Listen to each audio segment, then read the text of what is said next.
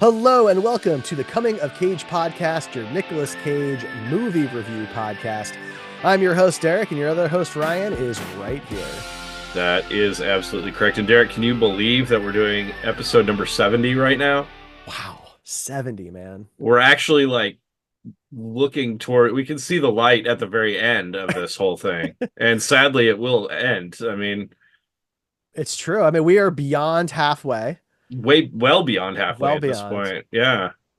There's only 28 movies left that are not on the wheel. Yeah. So eventually the wheel is going to get smaller and smaller. It's pretty crazy to think about. It's going to be sad. It is, yeah. Yeah, so episode 70, and we are talking about the 1999 Martin Scorsese movie, Bringing Out the Dead. That's right. One that I'd been curious about for a long time because I remember seeing the trailers for it back in when I was first getting into some of the Nic Cage movies and whatnot. Because this would have been 99, so I would have been 15 around that time.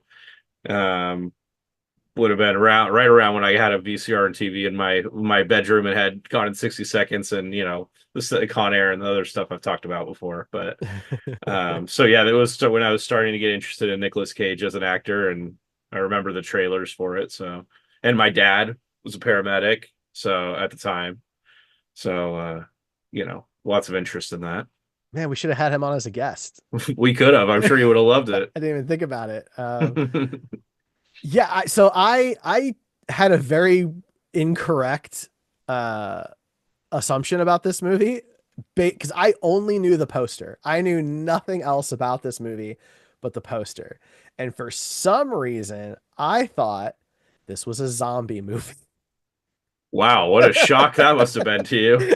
You were like, when's the first zombie coming? Right? Like I'm like this doesn't feel like a zombie movie. No. Are you pretty familiar with Martin Scorsese's zombie history? Like you were like, oh, he's a big zombie director. I know this is gonna be. I didn't know it was his movie, until we, came up on the wheel and we, looked it up, Okay. of course. Right. But before that, all I had was this red poster with Nicolas Cage's kind of very serious eyes and the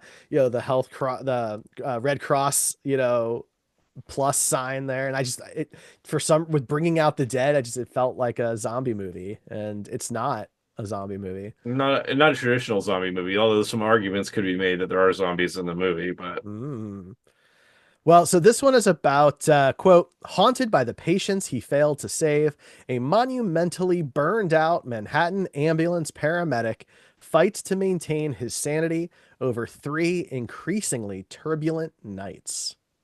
that's right. It's marked as a medical drama, psychological thriller. Okay. Uh, I will say that, I've talked to some paramedics in the past and EMS in the past that have watched this movie. And also you can search on the internet. People that have been in this profession that have watched this movie have said it's a very good kind of not descriptor, but it does a good job showing the experience of a burned out paramedic or ambulance worker, EMS type person. So not a lot of movies about that in general, but it's probably a lot like firefighter and police officer movies where when they do have those movies, they're just not that accurate to what real life actually is. But sure. Yeah. No, that's certainly fair. also, Uh, this movie takes place in a New York that no longer exists, basically. This is a very yeah. 90s New York. That's a very different vibe. And to be fair, the movie does make sure to tell us that that's when and where it takes place. So I think it's very purposeful for that.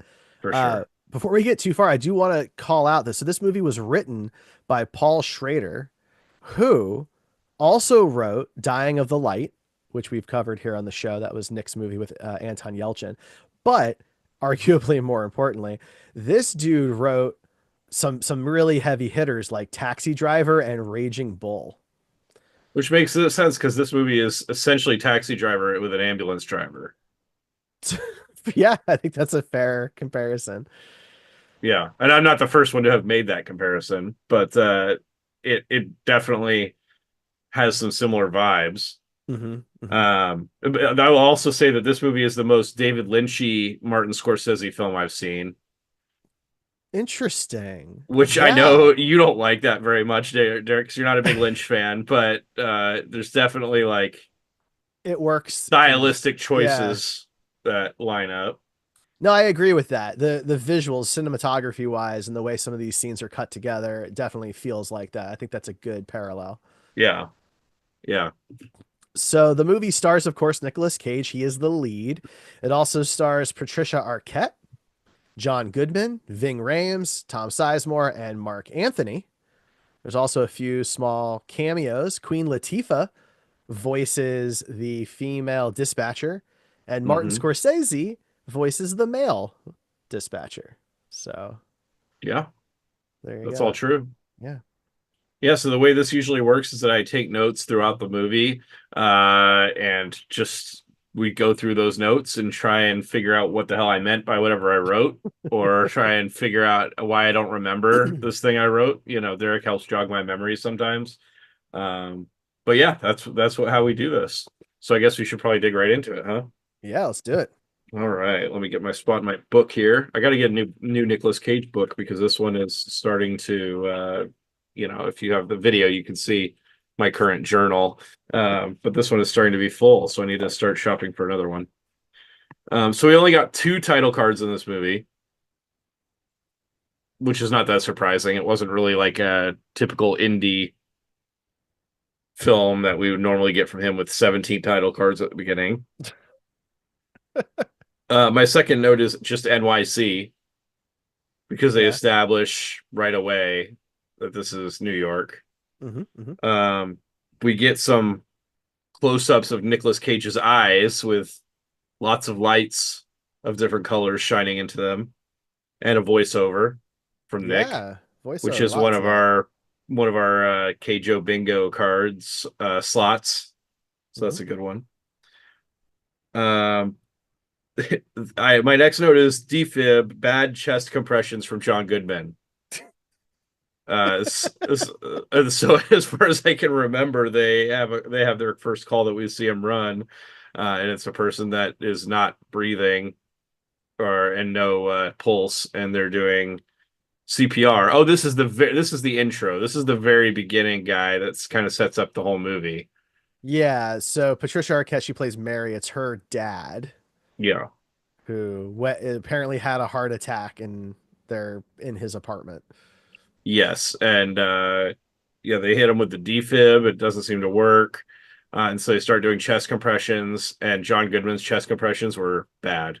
Were Nic they? Cage's were better, Yeah. from what I Okay. could see. Yeah, That's fair. I but was I imagine CPR certified once.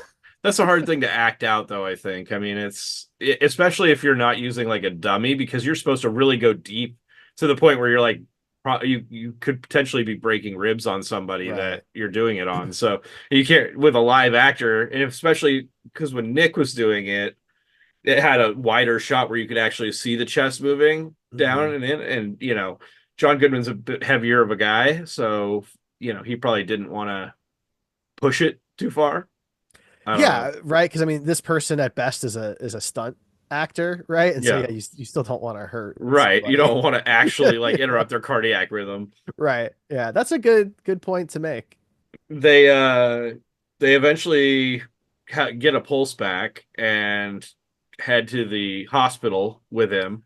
Now, the way the pulse comes back, I really thought was going to come back around, and it doesn't. And so No. basically, he tells John Goodman's character Larry to go, go call it in because they're gonna code it, call it. And he, Mary's very, very upset, and he tells her, put on some music that your dad would like. Sometimes that helps. And she has him put on Sinatra, and within like seconds, they got a pulse again. So I Yeah. thought that was gonna be a thread that follows through the rest of the movie, but it seems to be just like totally a non sequitur, Well, there's several threads that are like this is part of a larger story, it seems like, and then it's not at right? all. Okay. Okay. It wasn't just you. So yeah, when they transport him through the waiting room of this hospital is the most New York My God. like stereotype waiting room ever. you might as well just have them go by and go, "Hey, I'm walking here," or something like, like, they just the most New York things in this waiting room I love that you can cop though, imagine. Gris. Gris is Don't make awesome. me take my glasses off. I Yeah, wanted him to do it so bad. It was me great. too. Yeah, that was great. But he was Yeah. nice to people when he needed to be too. So yeah, it Yeah. was good. Um, my next note is that somebody flatlined, and they said, and Nick just goes, "He got better." Yeah. Yeah. I was like, "What?" I don't think that's exactly how it works when you flatline. They just get better. It's like it reminded me of Monty Python and the Holy Grail, and it's like she turned me into a newt. I got I got better. better. Yeah, Well, that whole that thing. but that helped reinforce that I thought the music thing was gonna go somewhere because this dude coded, he was dead, and then Yeah, the music made him better, is what seemed to happen. And so yeah, I feel like that was dropped. yeah. I think that in terms, I haven't seen a ton of Scorsese movies, but I think this one, the real weak point of the whole movie is just the actual story. Is kind of not great. The visuals and cinematography, and Nick and most of the other actors are really great. It's just the story is very weak for me. And So and I this is think that based kind of on a lends book, into it. isn't it? It is, yeah. Yeah. So that's always a little confusing when you already have a robust story behind you to base the screenplay off of, but I agree with you. Yeah. My next note was that he just looks so tired. They did a really good job between Nick's acting and the makeup, Yeah. of making him just look sunken and like his eyes sunken and just like somebody that's really having a rough go, Yeah, like I mean almost not human. he looks unhealthy. He looks like a zombie. I Yeah. mean, There's my zombie movie right without there. without like rotting flesh, he just looks very rough. Yeah. And they did a really good job with that. And he also his acting was really great as acting as somebody that was burned out and tired too, because that's an art into itself, I think. Hmm. So we get our first hallucination where he's staring at a pregnant woman Yeah. and he sees somebody else's face, and we don't know who this is. But that is an actual thread throughout the movie is hallucinations of this particular woman. Hmm. Um, Inattentive ambulance driving is my next note, but that really is kind of continued throughout the whole The movie. There's whole movie. the people driving this ambulance are just really bad at it all the time. So like, is that realistic? Because that to me is a big problem. That's Like the fact realistic. that they're inattentive or just bad. I, I mean, inattentive, I guess, is subjective maybe, but like these dudes, there are several moments in this movie where the people driving the ambulance are straight up doing illegal things. So I mentioned earlier that my dad was a paramedic, but since then, growing up, my brother was also still and still is paramedic, and he was on an ambulance for a while. And from what I gathered from him, the driving an ambulance is kind of it's not as easy as you would think it is. It doesn't Besides the seem fact that they're slow and speed limited, this is something that my dad mentioned as a firefighter also, was that when you're driving a vehicle like that, a lot of times drivers will just not cooperate. yeah. You're supposed to move to the right, get out of the way, and a lot of people just won't do that, or they just panic and you don't know which direction they're going to go, and it Hmm. makes them a lot harder to drive because of that. Now, I don't think in this movie necessarily that was the case, Right. but I think it's easier to be a bad driver when people are around you driving in a way that is not necessarily so predictable, and maybe they just didn't show that. I don't know. I think that was pretty much just used to help with the general what they wanted from the movie rather than Yeah. real life. Yeah, I mean, I think that's fair. I certainly don't think it's an easy job at all. Well, But I wasn't meaning the job. I just yeah, mean the actual driving of the no, ambulances. yeah, I think it's serious stuff. There's a ton of equipment in the back. I mean, I can't imagine those things. Like they must run very sluggish when you're making maneuvers and things of that nature. The stuff can fall over. Now, maybe these days things are more secure than they were back then. But Yeah. There's that scene though, later in the movie with Ving and Nick, and like, I mean, they're drinking while they're driving, Well, at 3 in the morning, driving down the road, I mean, I and think in most professions that's smoking cigars and drinking on the job was a more regular thing. I can't necessarily say that that was the case for, you know, emergency professionals, but maybe it was. I don't know. maybe, yeah. I doubt if my dad ever did that he would ever tell me. I don't think that was something that was very realistic, at least in terms of, you know, firefighters. But yeah, I don't know. It was definitely the way they acted. It was extremely reckless Yeah. in general.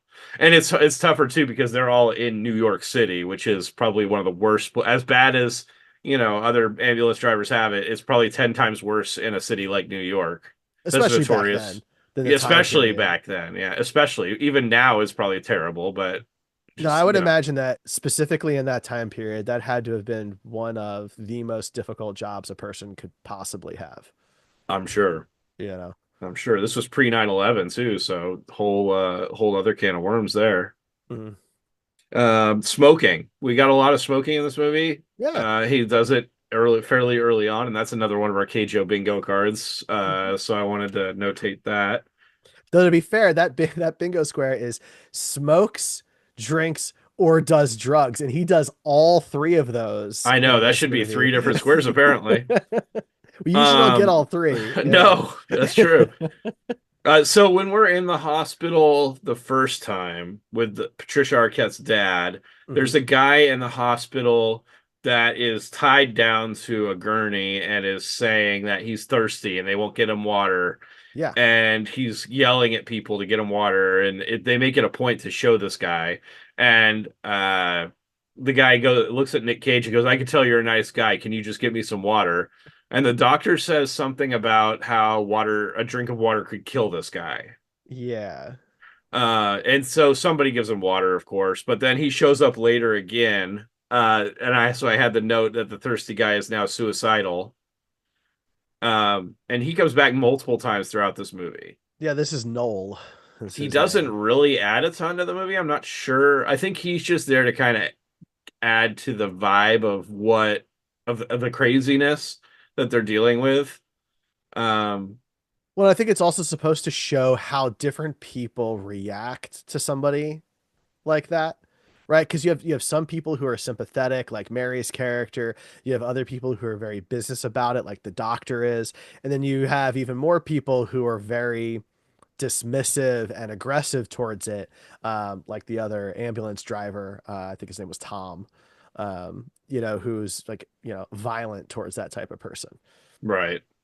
That's a good point. Um, so yeah, now we have there's a gunshot victim that they have to deal with, and I don't remember how the drugs got introduced. There's like this drug that has it's like a small bottle with like a skull and crossbones on it.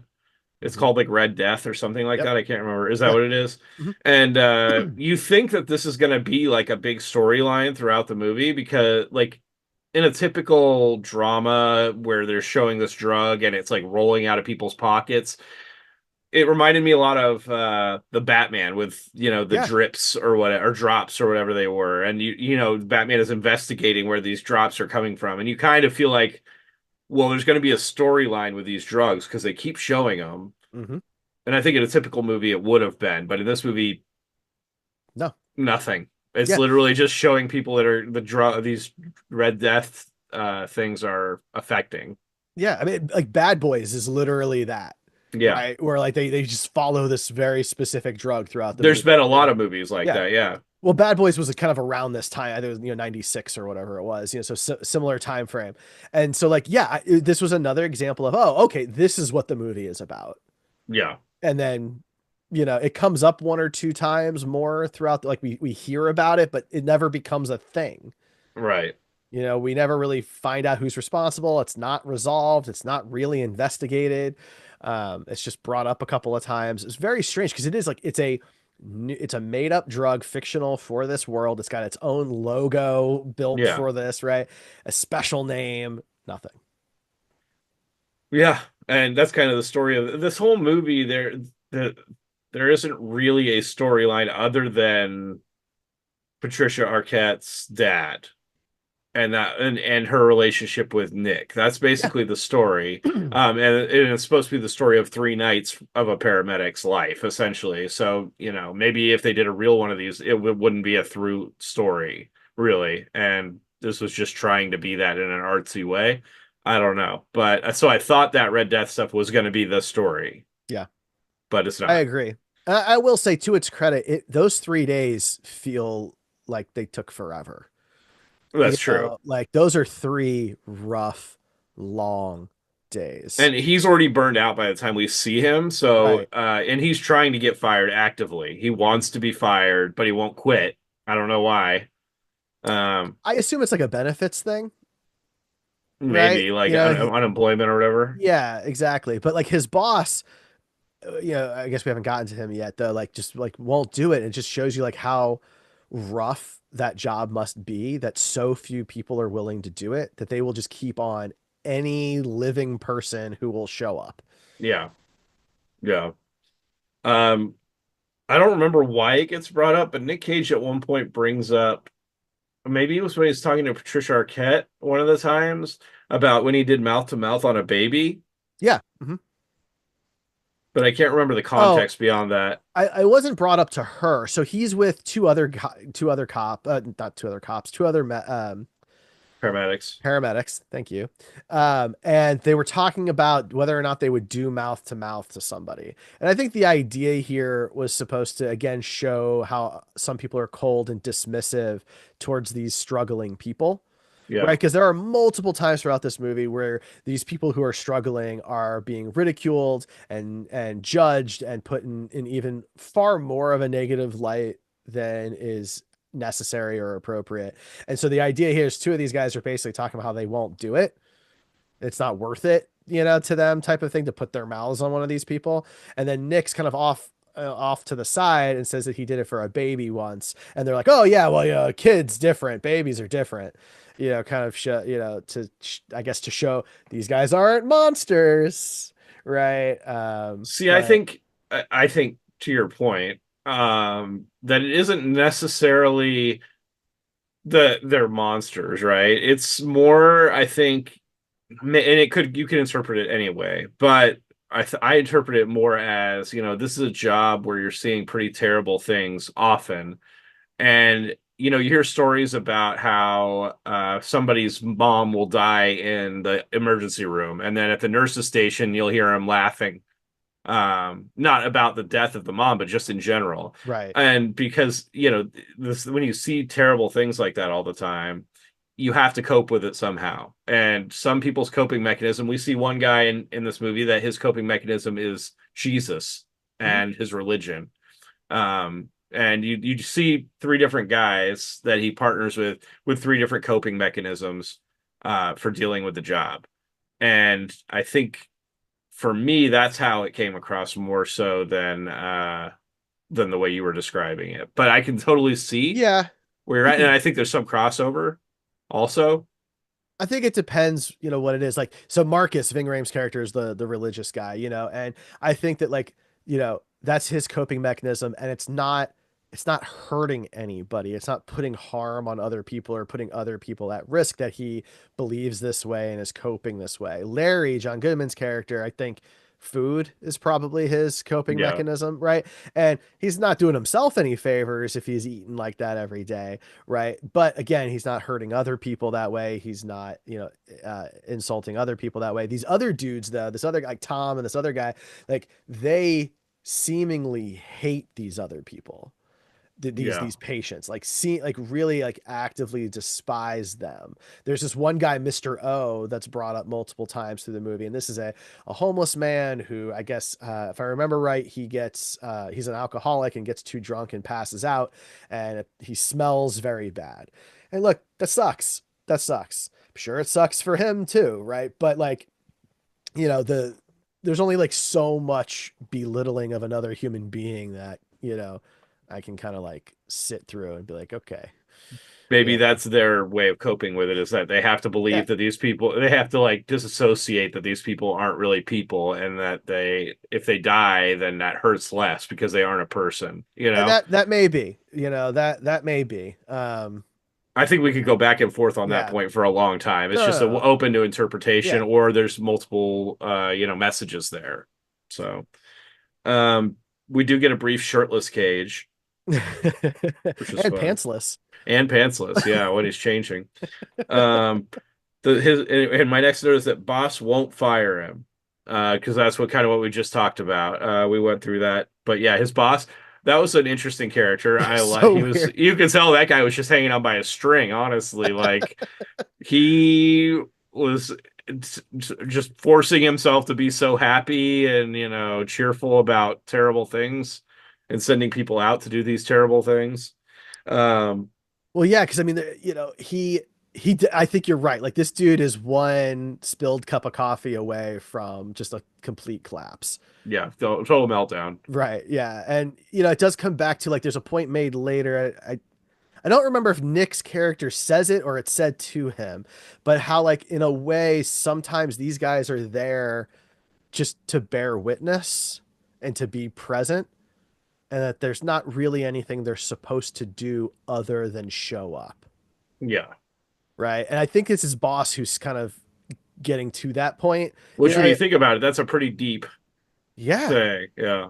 Right. And Kind it's of it's dark too. it's dark, it's sad, but on the other hand, there is a bit of light to it because the idea is that, yeah, you're supposed to be there for people and whatever that means. And if it means simply that they're not alone, then that was enough that Yeah. you showed up. That was to me one of the better takeaways from the movie.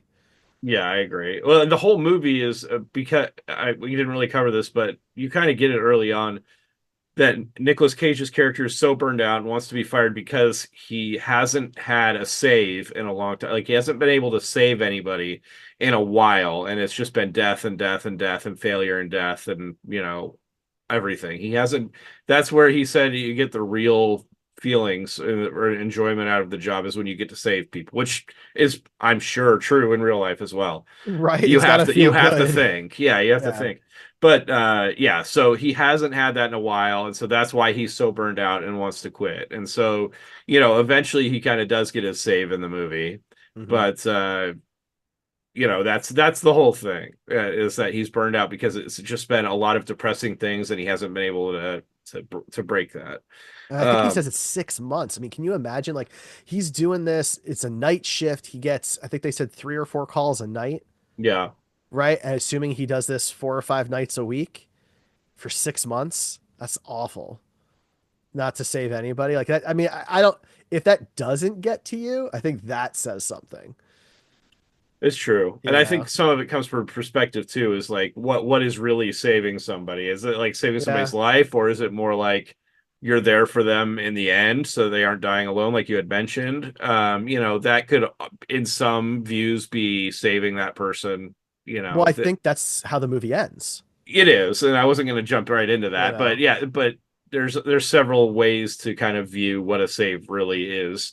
And I think if you were in that, and I can't, again, neither of us are in a profession anywhere near that, but No. I would think you would have to kind of embrace what little light and comfort you can bring to people, because you're not going to be able to save everybody, and there might be 6 months where you don't save anybody, and yeah, it's very depressing, I'm sure, but I would think you would have to find that light wherever you could.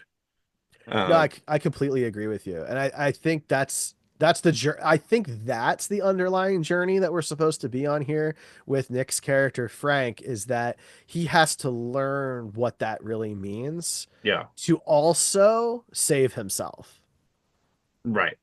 right? Exactly. I And think you're right on it's that. it's sad, it's hard, but I do think that works. Agreed. So now he get that was John Goodman was his first partner on that first night that we're with him, and then Ving Mhm. Rhames is his partner on the second night. And Ving Rhames, as we mentioned, his character is very evangelical, preaching to people, preaching to Nick. He's also extremely unprofessional on the radio.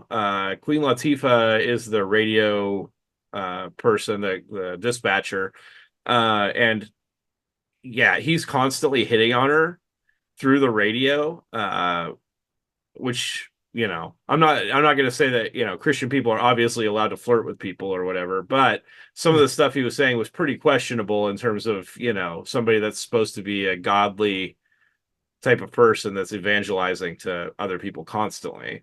Well, especially given that she does not reciprocate, and if At anything, all. she She pushes gives back zero. constantly. Yeah, she gives Yeah, zero anything that she's interested, and he's yeah. constantly harassing her. And Um, everybody can hear these radios. It's not like oh they're yeah, private, no, no, It's this is all crazy. over. There was one thing that for a little bit was distracting to me, and it's not fair that it was distracting, but I think this is the His only. hair. I've never seen him with hair before. Yeah, we had the same comment. We had the same comment. I love Ving Rhames. I love him so much, but I'm pretty sure this is the only time I've seen him with hair. Yeah, you're probably right. It was just weird. Um, you made a point earlier that Ving Rhames was coping with the job with the evangelical Christian religion type stuff, Yeah, and that it wasn't really hurting anybody, and it's his way to cope. Well, it is kind of implied that it could hurt somebody because they run across they go to this concert, or I don't know if it was concert or what it was. It it was a seemed like it was club. kind of a concert setting club, yeah, Yeah. something like that. And someone had OD'd Hmm. on that Red Death. And they have Narcan available, which is something that you would give to somebody that's overdosed, as at least as I understand it. Um, but when they find out, Ving Rhames starts evangelizing to these people and saying, you need to find God in your hearts, and he basically forces them to start praying with him and like confess, or like not confessing, but like you Yeah. know doing very biblical things and acting like he's the Yeah. conduit of God. And then he Yeah. has Nick give the guy the Narcan, so he wakes up real quick right when Ving Rhames wants him to kind of prove a point of your praying works. See, this whole kind of thing, which is pretty damaging. Maybe not physically, but it could Yeah. potentially be very damaging to somebody. No, Um, you're right. That's a very good point. And I thought that his character was going to go in a different direction because of that scene, because it's clearly a deception. He knows it. Nick knows it. It's almost like they've done this before together. yeah, because Nick was Um, playing into it. yeah, 100%. Yeah, And that happens later. Like there's multiple times in this where they are just like fucking with people and they know it and they're doing yeah. it on purpose. And that's bad. You have to wonder if Ving Rhames, his character in this, actually thinks that he's a good Christian, or if he knows that he's not, and that he's just kind of playing this character as a coping mechanism for the whole I thing. I think it's the latter. Yeah, Especially later, as they go on that night and the crash happens and stuff. I don't I feel like it's armor. It's a facade that he puts right. on. It's a character. He's putting on a character as this character. He's clearly not Yeah. living up to the ideals Yeah. of Christianity that one would, think he would. But he's trying to make sense of it all. And I think that's the really difficult thing for any, somewhat mentally well human, is that like you're seeing a lot of horrors and a lot of bad things and a lot of bad things happening to good people, and stuff like that. And sometimes it's hard to reconcile Yeah. what's happening and why it's happening and how is it okay that these things are happening. Um, And and sometimes there is no answer to that. So, right, yeah. exactly. So my next note was that the ambulance is basically an Uber at this point, because they had at this point given random rides to like three or four different people, including Patricia Arquette's character. I think Yeah, that was the one that set this off. that's They were just funny. like gave her a ride home. Hmm. Um, and I don't think in real life an ambulance ride is like, I don't even Hundreds of know, dollars. $10,000 or something. I I don't mean, think it's that much, but I think it's very expensive. I mean, it's in the thousands, I would think. Um, but yeah, I don't, it's an ambulance ride. They're not just giving them away like that. Maybe in the 90s, that's the way it works, but Oh, I think the idea here is nobody's being tracked, Yeah, they're just doing right? whatever they want like 90% of the time. Yeah, because like earlier in the movie, before we left John Goodman, right? They just like are taking a nap by the pier, by the Yeah, docks. I mean, and eating and yeah, whatever. they're Yeah, they're taking breaks, they're getting coffee, they're dropping people off. No, and when the radio does call, the radio has no idea where these people are. right. And so maybe it was because of that time, right? It's pre-smartphones, it's pre-Google Maps, and nobody knows where anybody is. But nowadays, I can't imagine that No, that is happening. no. Plus, I mean, we have cameras on our phones and everything else. If people saw an ambulance sitting at the pier with two people in it sleeping, and yeah, that would be all over the news.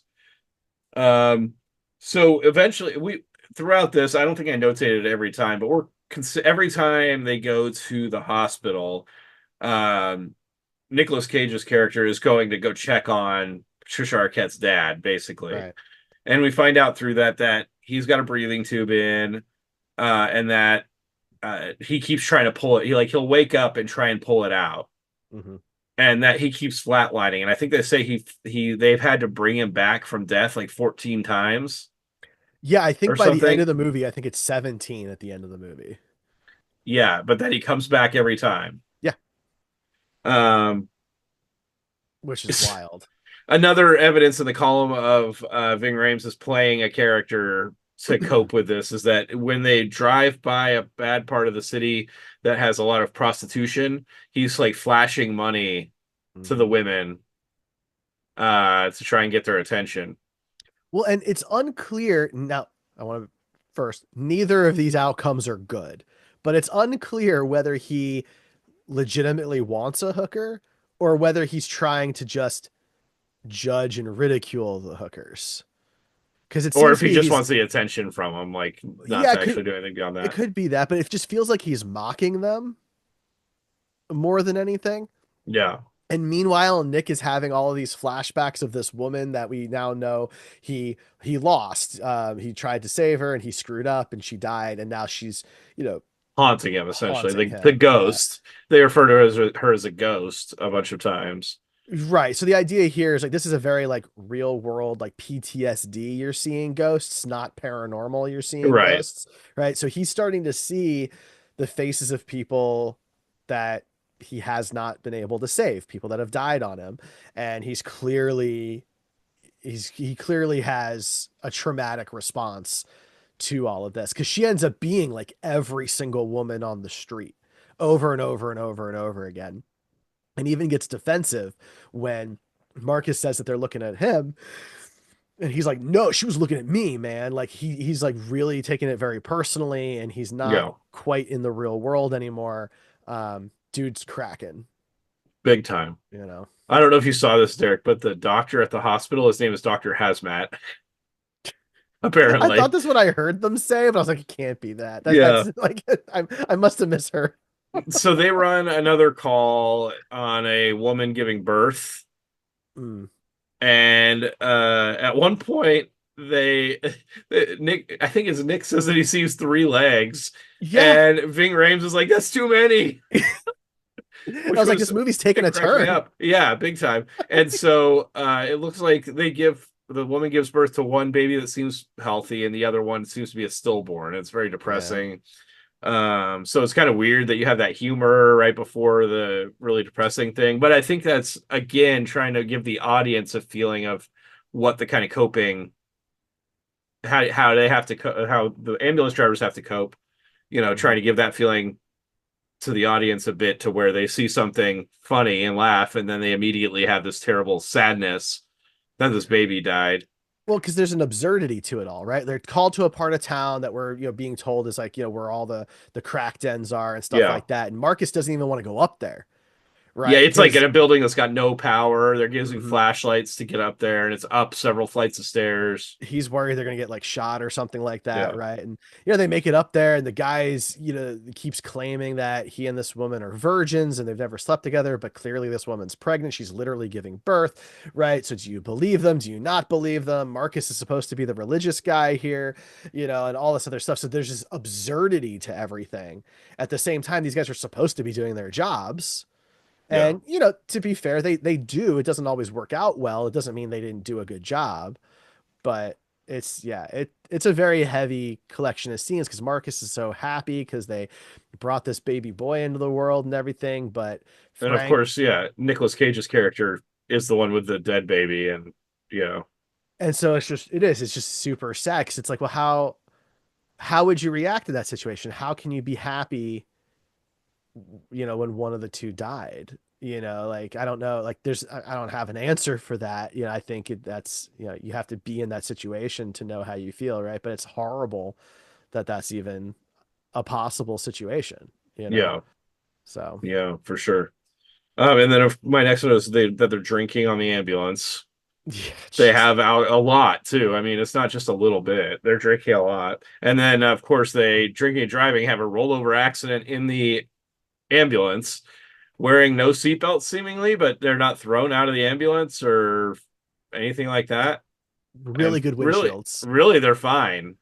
They're totally fine. Yeah. They both seem totally fine. There Barely an was inconvenience. there was a brief moment, like this movie to me kept changing what it was until it all kind of came together at the end. There was a brief moment where I thought Nick was actually dead and we were The whole watching. time it was like the Sixth Sense. No, no, not the whole time, but right Oh, after the crash, he goes back to the hospital and Noel runs past him and doesn't say anything. And then Mary, Patricia Arquette's character, walks past him and doesn't say anything.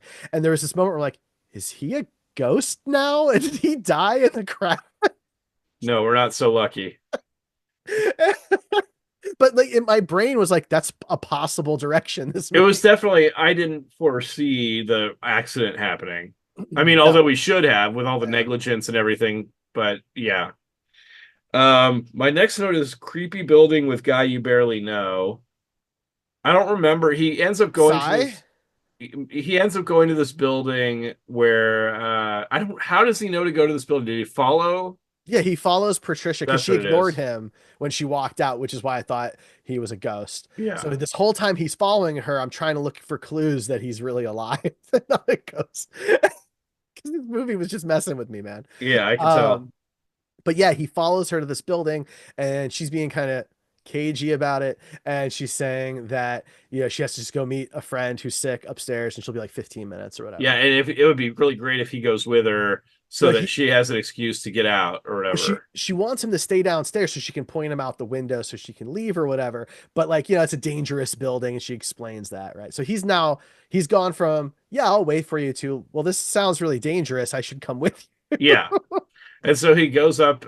She goes up, and then he comes up you. after her, and he meets this guy in there. I think it's Sai. Sigh. Yeah, Yeah. and he's like a salesman, very salesman-y, slimy kind of guy.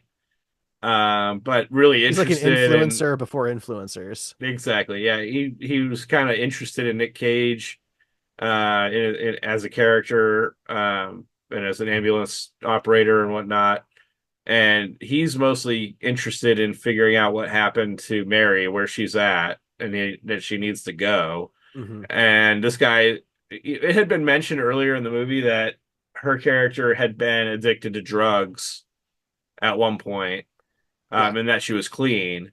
And then around this time, you start getting the vibe that she's probably back on the drugs. And it turns out, yeah, Sai is a drug dealer, and that he gave her some drugs to help her sleep. And so she's sleeping in this like crack den almost looking room. Like the lobby area of this drug dealing operation is kind of nice. There's a fish tank and nice carpet and seats and stuff. But then yeah, when you get back to where the people are sleeping, it's just like on mattresses on the floor. Um, but he can't really wake her up, and he ends up getting convinced to take a pill from Psy Right. So this is a paramedic who spends his entire life like trying to save people who are and running ODing. calls for yeah, drug Right. overdose. Yeah, exactly. And he's going to take this pill that he doesn't seem to know exactly what it is from this dude that he just met who's clearly like just there to get people drugs. Yes. And he's like, cool. And I thought he was going to dry swallow the pill, which is a check Yeah. box on our bingo card, but no, somebody hands him some water, so no bingo card spot for us on that one. Um, and then there's like this crazy like dream sequence where he's saving people. Hmm. Um, and eventually he like wakes up screaming.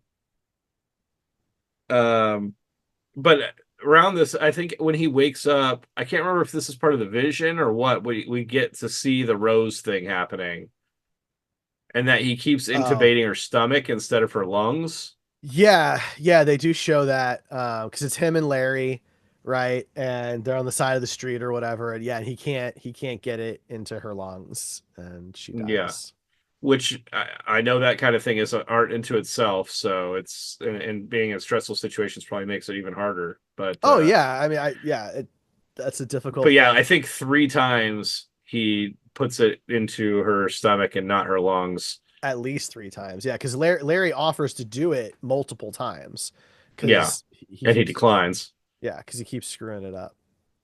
Uh, Um, I guess this scene, I'd like to rewatch it because I didn't catch it myself, but apparently this scene was shot in reverse, yeah, which is interesting because it is the whole thing is very trippy. I mean, that's one of the things that this movie does well is like the disoriented shots and things like that to really kind of keep the viewer off balance. And so I didn't notice that this was ran in reverse, so I would like to maybe check out that scene again. you should. But So he eventually goes and grabs Mary and just carries her back. I think doesn't he yeah, carry her or does she yeah, he walk? over his shoulder, Oh, that's right. Yeah.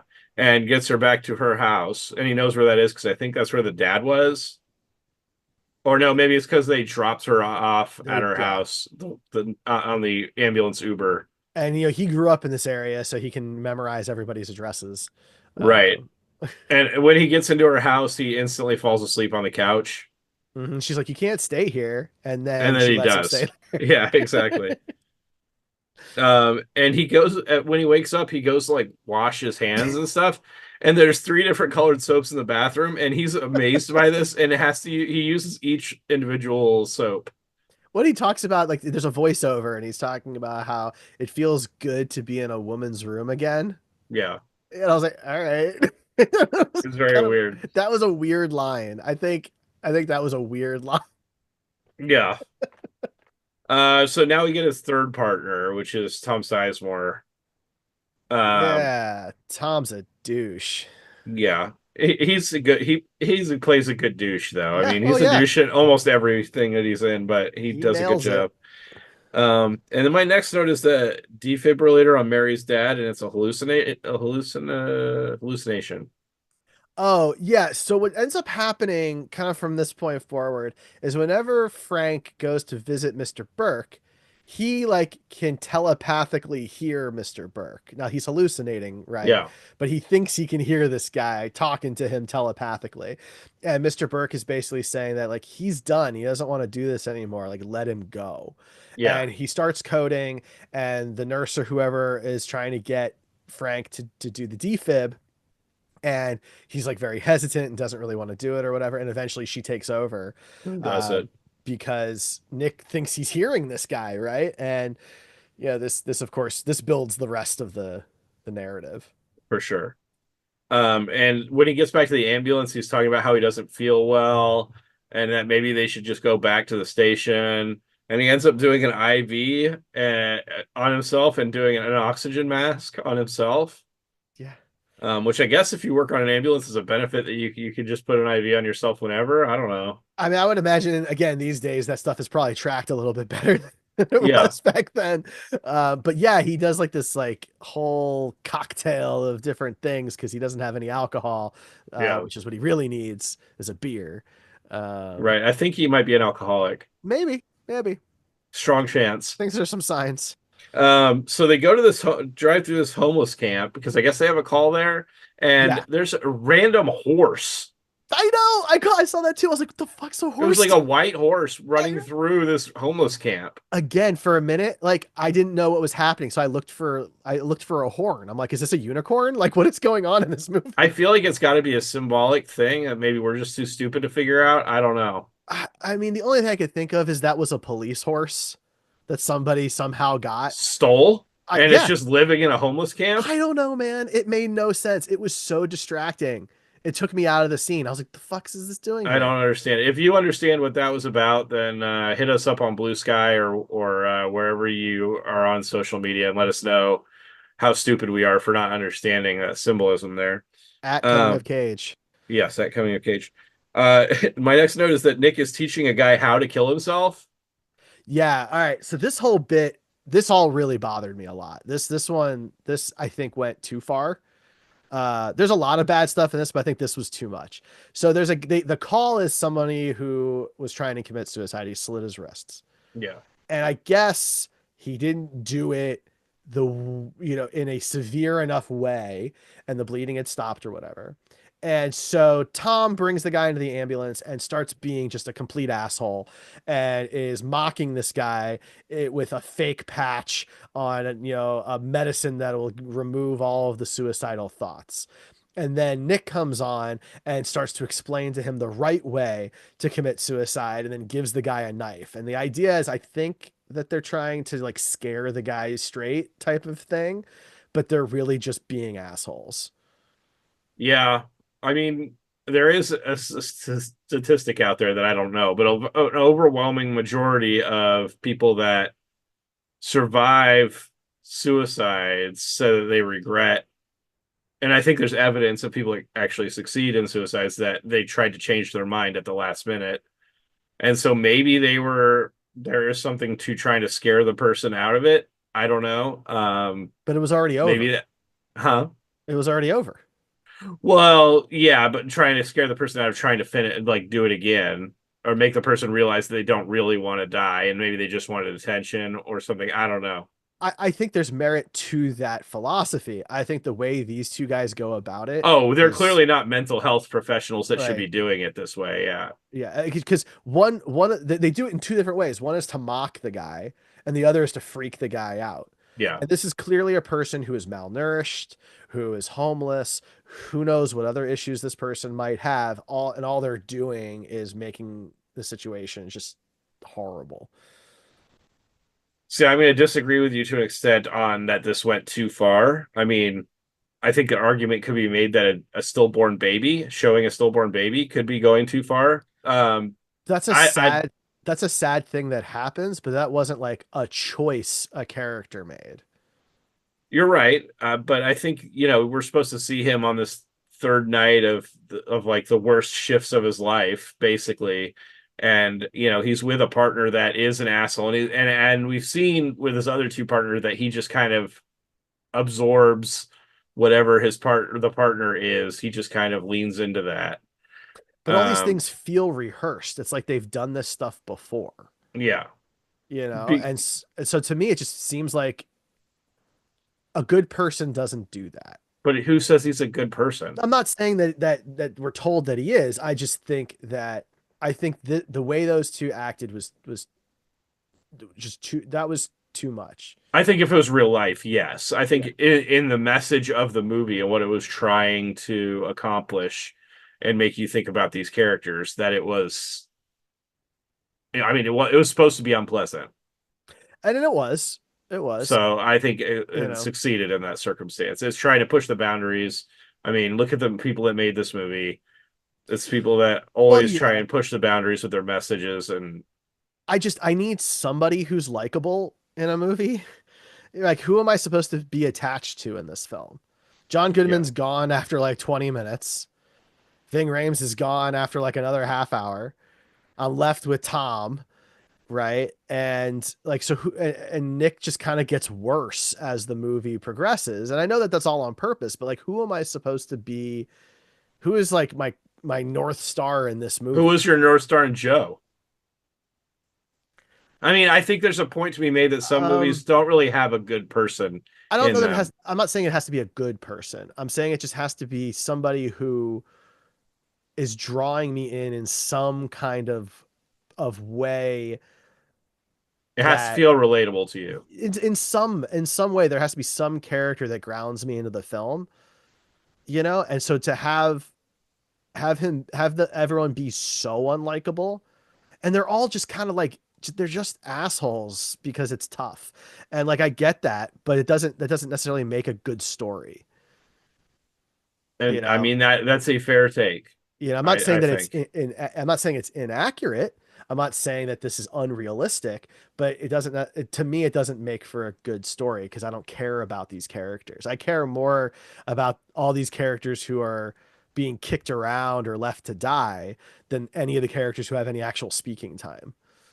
I just think that they're trying to escalate it each night, Yeah. and that succeeded in the Mhm. circumstance. If it made you feel that way, then I mean, while it may have made you less interested in the movie, for a lot of other people, it would have brought them in more probably Yeah. into the story. So I mean, I think that ultimately it did what it was supposed to do. It just didn't necessarily work on you the same way Yeah. it was maybe intended to for a certain group of people. Yeah. Um, let's see, where was I at? Call. Oh yeah, they get another call, and it's at the Oasis, which is the place that Mary was at, where she did the drugs. And turns out, there's that's what was his name, Cy, Sorry. uh, was trying to commit suicide and jumped out a window and impaled himself, Well, or that's what or they he thought. failed out the window, fell out the window. So neither is what actually happened. Everyone thinks this dude was suicidal, but what happened was is these guys who made the Red Death were basically coming to do like a hit job on him. They Yeah, killed I think her name was Kanita, the woman who worked for him. And so him and his buddy Tiger tried to jump to the next balcony to get away. to get away. Yeah, Tiger broke his legs in the process. It's unclear if he's alive or not. right. We don't really get any Um, resolution on that. No. And then, but Sai miscalculated the fall and landed on these extremely sharp, like patio grates. I don't know what those things are called on those fences, but Yeah, and so like wrought iron type. yeah, and he's impaled, and so from the street it looks like this dude's like about to jump, but that's not really. Yeah, and they're up in the air. This is up in like, some levels in the air. It's not on Yeah, the like ground or 15 anything. stories or something. Um, and so yeah, Nick is going to be the one that tries to get him off this fencing or whatever, this railing. And of course, when Nick is trying to get him off of it, the whole thing like collapses, and they're both left just kind of hanging there. But he eventually gets him back up and saves him. Well, that was all by design, Right. because Uh, they're cutting the fence. right. That's And why the so guys like hook in and stuff. right. Yeah. So but he ends up getting the guy off the fence Mhm. and being the one that kind of pulls him up and saves him. I did appreciate Um, that Cy made a joke while he's hanging there that Frank did not owe him the $10 anymore for the yeah, that bill. was really fun. Again, weird humor in the middle of this that I think is just supposed to like kind of make you have peaks and valleys and feel really different things, very quickly. And my next note says that he felt better after saving the dude. Yeah. Mhm. So he starts to get a little bit more chipper. I wonder how much to read into the Cy character because part of me wonders if he's supposed to represent the finding joy in life personality, right? Because here he is, he's impaled on a fence, but he's looking out into the city and he loves the city and he's making jokes to Frank and he's obviously in pain and everything, but he's trying to stay positive, Yeah, see the right? best in it. Whereas like Frank's kind of the opposite, or at least that's the trajectory he's on as we Right. as we go. Man, some of this stuff you're gonna have to remind me about because I don't remember a lot. Okay, so weird cheek kiss. Weird cheek Yeah, I kiss. think this was Mary giving Oh, Frank a kiss on the cheek. no, he gives her a kiss Oh, on the that's what it cheek. is. Yeah. It is weird. It's very weird, right? Because there is this kind of also sense of like he's the doctor, she's the daughter of the patient. And this is brought up when he's still with Marcus driving around, and Marcus is telling him like, you don't do that. That's rule no, rule number one is don't date patients. Rule number two is don't date patients' daughters. Right. Um, Very specific rules. well, I mean, I agree with him. Yeah, I think it's probably a couple of good rules to live by. for sure. But yeah, he gives this really awkward, strange kiss to her, and it's very unclear if it's welcomed or not. Because she's, rightfully so, is miserable the entire time, right? Her dad's on his deathbed, right? So she has every right to be miserable, but it's also a little hard to read anything else from her because of that. So I don't really know how she receives it. Right. Then we got some what we thought we perceived as casual discrimination. Maybe you didn't. I think it's Tom Sizemore's character says, "Hey, Swami," Oh to God, an yeah. Indian guy. Yeah, he's a taxi driver Yeah. who's stopped where he wasn't supposed to stop in the road or whatever. Like there's bad drivers. I call out bad drivers all the time, but you can do it without being a racist. Yes, exactly. My next note says elaborate scheme to abuse water guy. Elaborate. Yeah. hmm Yeah, so Noel shows up a lot through the movie. He's like this running thread through the whole Yeah. And film, he always right? wants water. He's always thirsty. Right. And Mary knows him and all that stuff. So yeah, they find him again. And this time, this is the most violent he ever really is. Like, yes, he was going to commit suicide earlier in the movie, but he wasn't trying to hurt anybody else. Right. And here he is with a baseball bat just busting in car windshields. Yeah. Um, and so yeah, Tom's got the brilliant Looney Tunes plan to run Have around. Nick distract him. Yeah, he's gonna run around and bend down behind him so Nick can push him over and he can fall down. Like, this is the dumbest fucking. Yeah.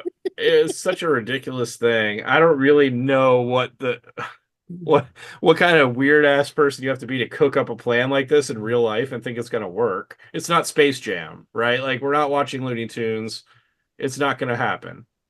Well, and also now look, I don't know this job well, but to me it seems like if you see a dude going down the street with a baseball bat, knocking in car windshields, that's not a job for the paramedics. Paramedics, yeah, or EMS, yeah. Even if the person has a history, right, of some medical stuff, this dude has a weapon that he's actively using.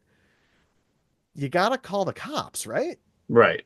I would think that would be step number one, but not for So Tom Sizemore. no, no, can't get Tom down. Well, and Tom's already shown Also, they some. want to beat the shit out of the guy, apparently. Tom So, does. Tom, yeah, because Tom's already kind of done it a little bit, yeah, and so like that's all Tom wants to do is take a guy who can't really defend himself and just beat the shit out of him. That's who Tom with is. a bat. Yeah, it's not good. So, yeah, that was my next note was beating water guy with bat. Not good. No. Mouth to mouth. That's my next note. Yeah. Okay. So Nick decides to take the bat from Noel because Noel's like, go ahead, give it a try, kind of thing, and he actually breaks a window out, which there's Yeah, no repercussions for. So an argument could be right. made he's a criminal now. That's true.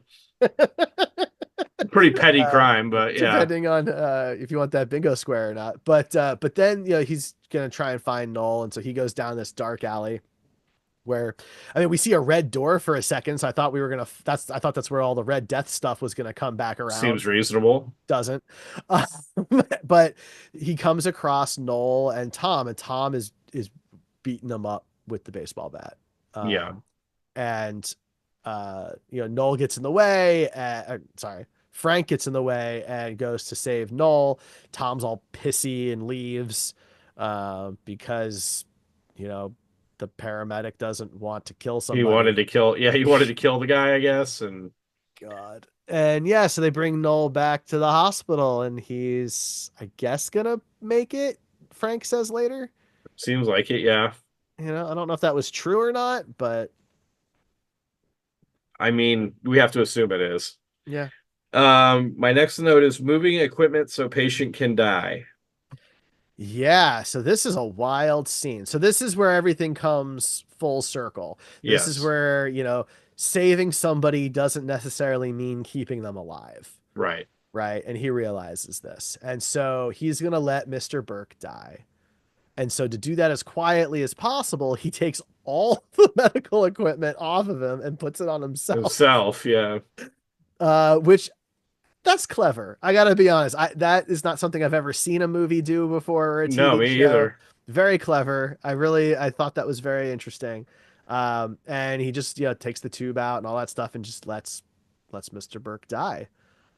And then we get a very small cameo from Judy Reyes, who Right here, I have it. Carla from Scrubs shows up. Yeah, this is the year before Scrubs premiered, and she would go on, of course, to be Carla. And Yeah.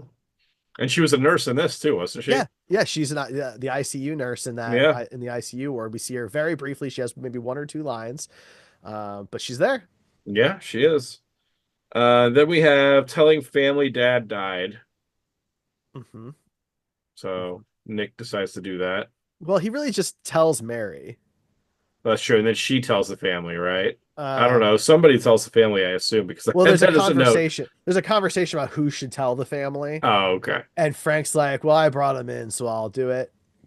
Now, again, I don't know the job. To me, it seems uncommon that a paramedic would be so involved with a patient after the patient has reached the hospital. Well, they Um, did share a cheek kiss. they did, they did. I do wonder though, now that they're kind of together at the end of this movie, does he ever tell her that he unplugged it? Because that's not Probably what not. his wife wanted, Mr. Burke's wife. Right. So That my last note is bed cuddling. yeah, he rests his head on her chest, and she's sitting up in bed, and I guess that's sunlight that's coming in the room because it gets really, really bright. I guess. I'm sure it's symbolic in some way.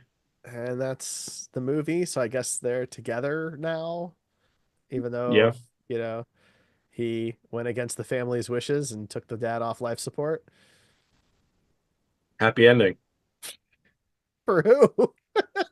All right. So usually when we watch these movies, I'll look at some extreme reviews on both ends of the movie. So just to kind of give us a last little bit to help us decide how we're going to rate it. So Mhm. Derek, on this one, would you like to start with the 10 out of 10s or the 1 out of 10s? Let's start with the ones. We'll end on a high note. Okay. A god awful film has to be Scorsese's worst. If it was not his worst movie, it is scary to contemplate something worse. I simply could not have given this anything but a 1. Negative scores were not available. From the opening moments, the over theatricalization of the film was cartoonish. Every scene in the ER was packed with concentrated on camera ridiculousness. Every loaded cliche about how hard life is in the big city was compressed into the waiting room, which I did kind of bring up. People yelling at anyone and everyone, blood all over the place, rudeness piled upon rudeness. Everyone is Puerto Rican, black, or a loser, street person, alcoholic, druggy, psycho. The makeup was unbelievably bad. The dialogue was written by whom? The worst over the top dialogue in any movie in recent memory. Oof. The movie's overall quality is something below Attack of the Killer Tomatoes. While some readers may take that as a compliment, I assure you it's meant as a scurrilous comment. To paraphrase the line from Billy Madison, everyone here is dumber for having watched this. I award it no points, and may God have mercy on Scorsese's soul. Sorry. That's from That's Stevie rough. Reno. Yeah. 70 people found that review helpful. Great. Um, Highly disappointing from Scorsese. Was hoping for a great movie like Taxi Driver, or even better, but Bringing Out the Dead is just awful. Absolutely pathetic or pitiful performance from Nicolas Cage, who is totally expressionless in this movie. The dialogues are pathetic, and in fact, the only great camera works could have only the great camera works could have saved this miserable movie, but it didn't. Man, Let's see. I'll harsh. basically all of them are extremely harsh. Let me say, start by saying I'm a fan of everyone involved in this movie: Nicolas Cage, Patricia Arquette, Ving Rhames, Martin Scorsese. I can't say I've seen ever seen a movie that was just a total waste of my time and a waste of the tape it was recorded on. It wasn't a bad movie. It wasn't even a movie. It was just some rambling caught on tape. I don't know why any of the parties involved in this movie took their roles. My recommendation: don't waste your money or your time on this one. And that seems to be the running theme of most of these. They don't Okay. really have any specific criticisms. It's more just that it's terrible, Fair enough. and that they hate the people that are in it. Uh, 10 out of 10. Let's see. Probably one of Scorsese's best. The complete opposite of what we just said. The film is grossly underappreciated. This represents director Martin Scorsese and writer Paul Schrader at their best. They give us classics like Taxi Driver, Raging Bull, and The Last Temptation of Christ, but they've outdone themselves here. Yeah, it's a masterpiece, but one that's not easily accessible. Nicolas Cage plays Frank, an ambulance driver who hasn't saved anyone in months, a man who is feeling guilty and about to break under the weight of suffering and sorrow he sees in New York City. Scorsese, always working with religious sensibilities, turns this film into a 3 day descent into the underworld with Frank being raised to life on the third day, just like Jesus was. That's some symbolism we didn't pick up. Um, No No, story to I did speak. not. I that passed over me. No story to speak of, but then that's the point. The lives of ambulance drivers are largely plotless. Seems rude. Is this person an ambulance driver? That seems like a really mean thing to say. I know. It's got the same strengths as other Scorsese classics, visually stunning, uncompromising in its portrayal of the darker side of human nature, and dead-on portrayal of people at their most desperate. Add to that an almost dreamlike quality that makes the streets of New York like some metropolitan hell. The thing that sets this film apart, however, is genuine compassion for its characters. Scorsese is an excellent filmmaker, but he can sometimes be accused of portraying his characters a little coldly. This film is all heart all the way through. This is the Scorsese of Taxi Driver and Mean Streets. Scorsese who takes chances on projects that really mean something. The Scorsese that was missing in Gangs of New York. Wow. Okay. This person says spot on. Been in the business for 30 years now, and this is spot on. Only thing missing is the smell. Lovely. Okay. Uh, Wild ride throughout. Absolutely love the way it was filmed and written. Some parts give me goosebumps. Nicolas Cage and John Goodman are incredible together among other cast members. I love Bringing Up the Dead so much. A medical extravaganza with exceptional performances and bizarre occurrences in many parts. A bit dark, but worth every minute. I'd recommend it to anyone. Oh. There's the people that like this movie really, really like this movie, Yeah. and the people that don't like this movie absolutely despise it. And it seems Yeah. weird because it's Scorsese fans on both sides. Yeah. Yeah. Well, I mean, so yeah, this is a rare, Scorsese flick that didn't have any Academy Award nominations. And Um, it was a flop. It didn't you make know. it. I mean, it flopped at the box office. Yeah, which considering the cast is surprising, and it's a Yeah, strong cast. And a lot of these actors have worked together before, of course. We just saw, Ving Rhames on in Con Air, and of course, John Goodman is in Raising Arizona, yeah, and all that. And yeah, it's interesting. It's very, very interesting. Well, it's our turn to rate the movie. yeah, So, yeah, I mean, there are certainly good things about it. This is not a trash film or anything like that. There's very strong performances, really interesting and solid cinematography. There's the some, soundtrack. We didn't touch on that. It had a really no, good soundtrack, and I yes, know you're a score slash soundtrack kind of guy. So yeah. No, that's a good point. We don't talk about that a whole lot on here, but yeah, I mean, it was a very good this would soundtrack. be a cool vinyl to have. I bet they have really cool art on the vinyl. Yeah, I mean, at the end in the credits, it's set because it's obviously 1999. It says, available on CD and cassette, and I was like, oh man. Oh yeah, that'd be a cool one. Yeah, um, and this is actually a fairly difficult movie to get a physical copy of. The DVD usually runs for like $40. I don't believe it was ever released on Blu-ray. I have it on a triple pack, with Face Off and Snake Eyes, wow. which are a couple other so Disney and Paramount have done a handful of movies together, and those three are in that list. So I, though, with all that said, I think I've been kind of going back and forth between two numbers. I'm trying to decide how lenient to be, but I think I'm gonna give it a 14.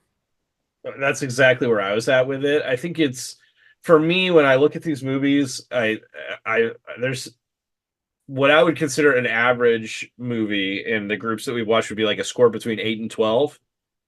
That's where I consider average. I don't bring it down to 9 and 10 because I liked there's on the lower side of average and then there's on the upper side of average. And I like to have a little more space in there since we do the 1 through 20 scale. And I think this one is better than average. I That's think the fair. lack of a real through line kind of kills the plot and the story for me. But everything you mentioned is all I agree with it, and I think a 14 is pretty much dead on where I was going to be. So Perfect.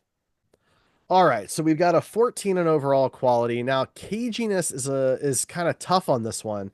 Um, this is a very dramatic film. There are not too many cagey moments that I can really recall. How do you feel about overall caginess? yeah, I mean it is tough because the traditional caginess is something that has changed a little bit for us throughout this whole process. Um, he doesn't really get to go super cagey, but there are just some elements in the actual character and the way he acts. Some of his ticks and mannerisms I think are worth a bit of a higher KG score. It's not Hmm. as high. I expected it to be much higher, but I'd probably put it at like a 6. Okay. I mean, I was gonna say a five, so We're I was pretty thinking, close. 4 or 5. So I'll go with a five. Okay. So that gives us a 5.5 on caginess and a 14 on overall quality. So pretty good there. I think that's in a corner with a lot of good movies. Yeah, Um, Now, next we have to figure out which movie is going to replace Bringing Out the Dead and join our Wheel O Cage. And joining the wheel is World Trade Center. I believe he another plays a firefighter. light, humorous movie. Yeah, Um, he plays a first responder. I know that. I think it's a firefighter, but um, yeah, he plays a first responder during 9/11. So that is now eligible to be picked on the wheel. So to find out which Nicolas Cage movie we talk about next time on the show for episode 71. So that'll be our 70th Nicolas Cage movie. You can go to comingofcage.com and watch our Wheel O Cage spin. You can follow us at Coming of Cage on various social media platforms. We are officially on Blue Sky. We are on Threads. I post at Derek Mayer on Mastodon if that is a service you are interested in. And of course, we still post on TikTok and Facebook, sometimes Instagram. I kind of forget that one sometimes, but but we're on there too. Um, Ryan, anything else for Bringing Out the Dead? no, I think we covered most of it. All right. Well, thank you so much for listening and or watching. We're the Coming of Cage podcast, and we'll catch you next time.